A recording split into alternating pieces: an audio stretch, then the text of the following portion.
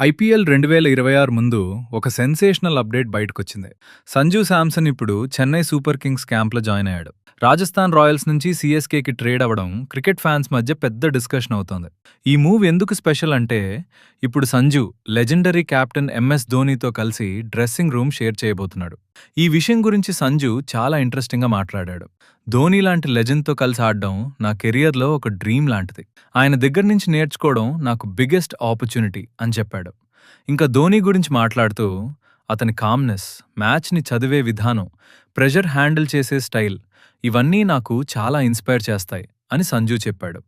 ఇప్పుడు మరో big update ఏంటంటే, ఈ ఐపీఎల్ సీజన్లో సీఎస్కే తరఫున సంజు ఓపెనర్గా బరిలోకి దిగే అవకాశం ఉన్నట్లు రిపోర్ట్స్ చెప్తున్నాయి.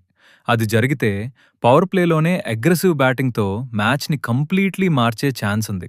Sanju Samson natural attacking player కాబట్టి సీఎస్కేకి ఇది హ్యూజ్ అడ్వాంటేజ్ అవుతుంది.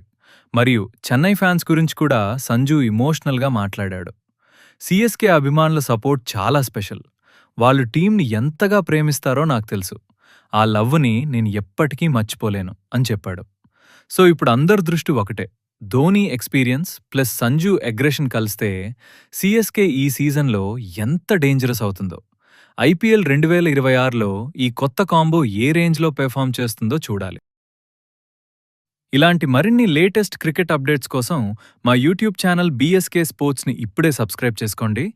And don't forget to press the bell icon so you never miss any update.